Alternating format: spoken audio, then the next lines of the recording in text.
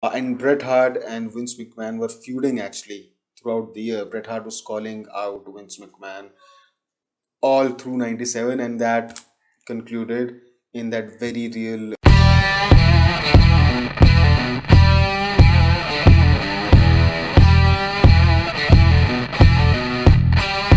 This is for the fans of wrestling who have been watching wrestling, WWE, NWA, and all of that from decades now.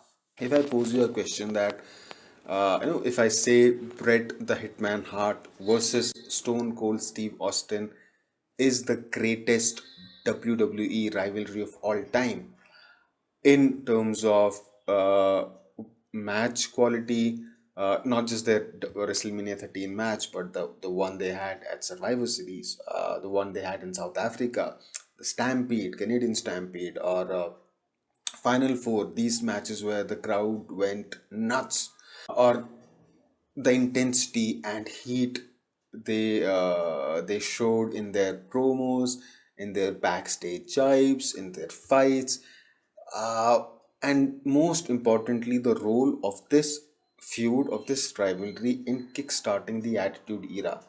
Because I genuinely believe that the Attitude Era was kickstarted on that one night when in that cage match between Psycho Sid and Bret Hart, where Austin and Undertaker interfered.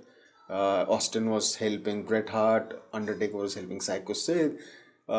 Eventually, Bret Hart lost that match after Undertaker slammed the door on his face, and Bret Hart went on rant, that rant that was filled with expletives, not suited for TV.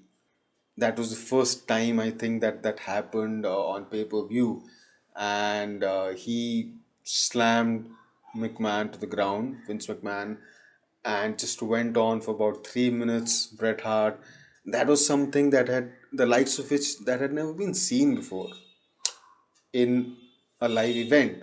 And I think that's when the whole vibe changed. We started a different we started to see a different kind of attitude. Stone Cold, for example, was already bringing in that vibe, but then WrestleMania 13 happened, and we know the aftermath.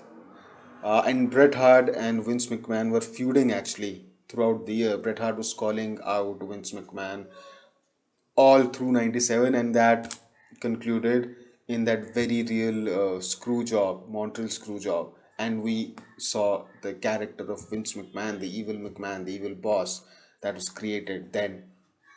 But none of it would have been possible probably if this rivalry hadn't happened between Bret Hart and Steve Austin. Overall, this rivalry was filled with such real moments. I don't recall any other rivalry that looked so real. There isn't a single cartoonish moment in the 15 months Hitman Hart and Steve Austin feuded. Everything came off as like these guys hated each other in real life, and that's what is spilling over to their on-screen persona.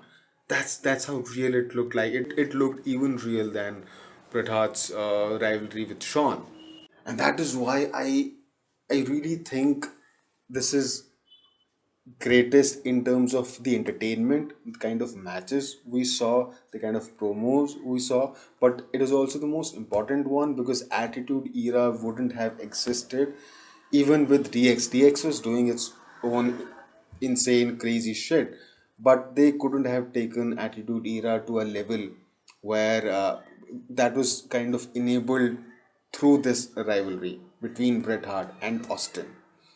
So, when I say all of that, do you agree with me or would you call my opinion an unpopular opinion? I'm really looking forward to hearing everybody's views, at least of people who have been watching wrestling for many, many years. I understand there have been great rivalries, Ricky Steamboat, Savage, and many others, many others. I won't go through that list again now.